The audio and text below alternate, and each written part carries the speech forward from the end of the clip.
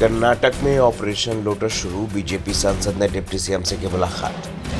कांग्रेस के अंदर सीएम पद को लेकर तेज हो गया है घमासान।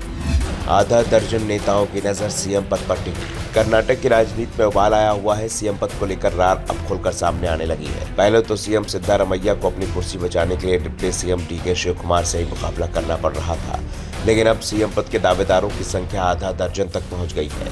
सवाल ये भी खड़े हो गए हैं, क्या राज्य में 2.5 साल के सीएम वाला फॉर्मूला लागू किया जाएगा या फिर नहीं।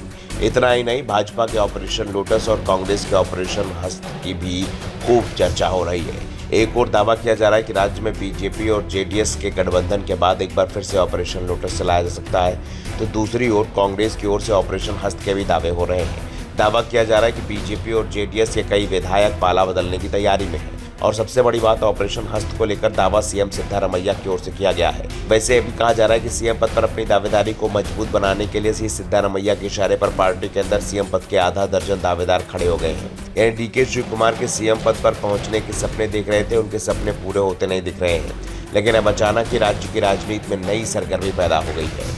दरअसल बीजेपी सांसद तेजस्वी सूर्या और कर्नाटक के उप मुख्यमंत्री डीके शिवकुमार की मुलाकात की तस्वीरें वायरल हो रही हैं। ये मुलाकात डिप्टी सीएम के आवास पर हुई है। तस्वीरों में साफ दिखाई दे रहा है कि शिवकुमार को सूर्या फूलों का गुलदस्ता सौंप रहे हैं। इस मीटिंग के दौरान भाजपा और कांग्रेस के दिग्गज नेताओं के बीच क्या बातें हुई हैं, इसे लेकर अभी तक कोई आधिकारिक बयान जारी नहीं किया गया है। दोनों ही नेताओं के समर्थक इसे शिष्टाचार भेंट बता रहे हैं।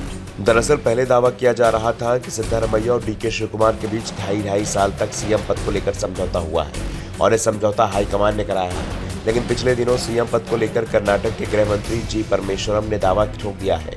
उन्होंने कहा कि अगर भाग्य ने उनका साथ दिया तो वो राज्य के मुख्यमंत्री पद पर आसीन होने की इच्छा रखते हैं। परमेश्वर किसी दिन उन्हें मुख्यमंत्री के रूप में देखने की सहकारिता मंत्री के.एन. राजन्ना की इच्छा पर प्रतिक्रिया दे रहे थे। वहीं कर्नाटक के आईटी-बीटी मंत्री और कांग्रेस के राष्ट्रीय अध्यक्ष मल्लिकार्जुन खड़गे के बेटे प्रियांक खड़गे ने भी इसे लेकर बयान दिया था। उन्होंने कहा था कि नेतृत्व परिवर्तन का मुद्दा दिल्ली में 4 लोग तय करते हैं। उन 4 लोगों को छोड़कर जो भी बात करेगा उसका कोई मूल्य नहीं है। अगर पार्टी आलाकमान कहता है कि मैं सीएम हूं तो उस पर हाँ कहूंगा। प्रियांक खड़गे ने जिन 4 लोगों की बात कही है उनमें मल्लिकार्जुन खड़गे के अलावा सोनिया गांधी, राहुल और प्रियंका गांधी के नाम है। यानी प्रियांक खड़गे ने एक तरह से तो साफ कर दिया है कि 4 में एक व्यक्ति को समर्थन उन्हें हासिल है और अगर ये संख्या 2 भी हुई तो सीएम पद उनकी झोली में आ सकता है।